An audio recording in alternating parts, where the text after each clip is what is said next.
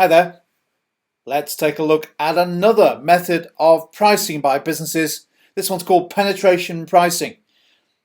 And penetration pricing is often associated with a strategy adopted by a business which has a new product which it wants to enter into a market with an objective of gaining market share and trying to build up a customer base, trying to encourage those customers then to become and remain loyal to the brand and the new product. So the reason why it's called penetration pricing is that in order to enter the market and build that customer base, you try to offer a very low introductory price, certainly much lower than the existing products, existing competitors in the market, with an aim of gaining market share, taking market share from others.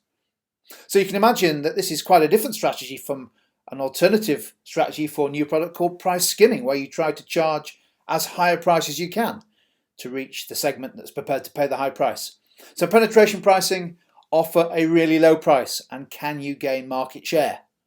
Good example of this is IKEA. When IKEA first launched in China at the turn of the century, it found its stores were hugely popular, tens of thousands of people visiting every day, but they weren't spending very much. They loved walking around, having a sit down, even asleep, but then they go elsewhere to pick up much lower priced similar products from local stores. So IKEA significantly reduced its prices in China, having quickly worked out this was the way to build market share.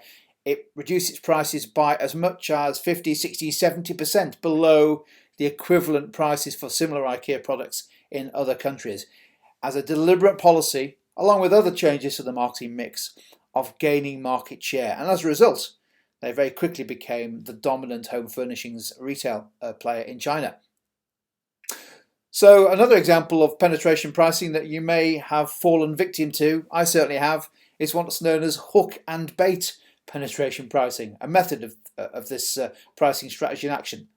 If you've ever bought, for example, an inkjet printer from the likes of HP, you often find that the cost of the printer itself is very low. It's only when you start buying the cartridges, once the initial supply of cartridge has run out, you realise that the total cost of ownership can be a lot higher than the initial price of the printer. So the idea, in the same way, the same strategy is used by razor blade, both for the men and the ladies, of course.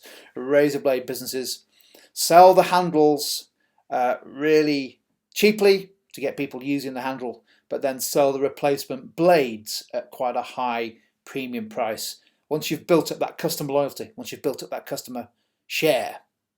Well, will penetration pricing work? It's widely used, but of course it is dependent on demand for your product being price sensitive. It needs to be highly sensitive to price so that consumers are prepared to switch from existing brands to the lower priced product. And also you need to be operating in a market, an industry where it will be worth your while to offer a significantly lower price. As a result of doing so, can you achieve the kind of sales that enable you to achieve economies of scale in order to make this lower price profitable? And also, are you able to keep that price low consistently in order to deter competitors from using exactly the same strategy? You can see from that there are one or two drawbacks of penetration pricing as a pricing strategy. Firstly, of course, over time there may well be an expectation created amongst customers that that price will be maintained.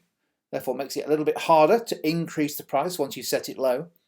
And you may also attract what you may consider to be the wrong type of customer, those just looking for a bargain, rather than the kind of customers, maybe like you and I, who tend to become quite loyal to businesses and brands who deliver the kind of quality that we expect.